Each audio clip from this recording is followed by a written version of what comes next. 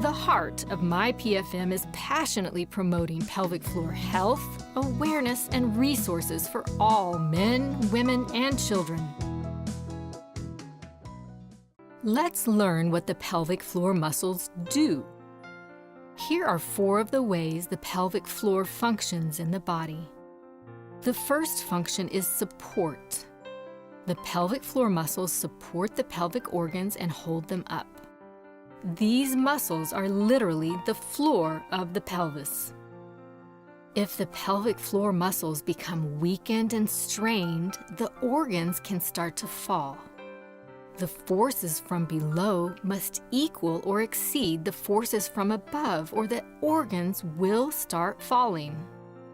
Pelvic organ prolapse is the descent or falling of the pelvic organs into or through one of the exit canals of the body.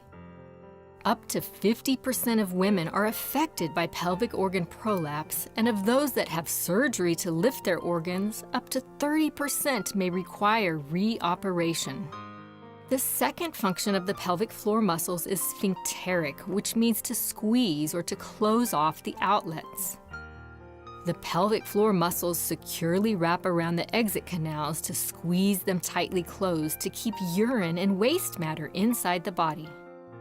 The pelvic floor muscles also need to be able to relax and let go. This will allow urine and solid waste to exit the body. Let's compare the bladder to a water balloon. As the balloon fills, it should be able to expand and hold the fluid until a decision is made to empty it. If the water balloon outlet isn't closed all the way, leaking will occur. The same thing can happen to the bladder and rectum. If the pelvic floor muscles lack strength or coordination to close off the exit canals, leaking of urine, solid waste, and gas can occur. Leakage does not just affect people as they age. Even young people can have unexpected and embarrassing leakage during the daytime or at night. Leakage is not considered normal and is a symptom of underlying issues. Urinary or solid waste leakage affects over 25% of U.S. adults. Pelvic floor muscles that are shortened or won't relax can cause other concerns such as pain during bathroom visits, pain with sitting, and pain during sex. Constipation, difficult urination, and frequent bladder infections can also indicate the presence of a pelvic floor disorder. The third function of the pelvic floor muscles is sexual satisfaction for females and males. The pelvic floor muscles are active during sex and orgasms. They help with increased blood flow and they help to maintain erections.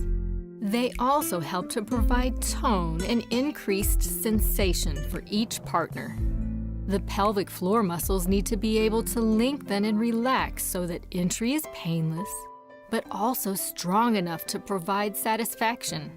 If the pelvic floor muscles are shortened and don't relax, sex can be painful and it can be difficult to achieve an orgasm.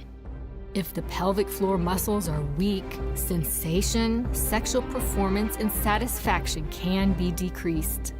Over 40% of women and over 30% of men have some type of sexual dysfunction. Stability is the fourth and final function of the pelvic floor muscles.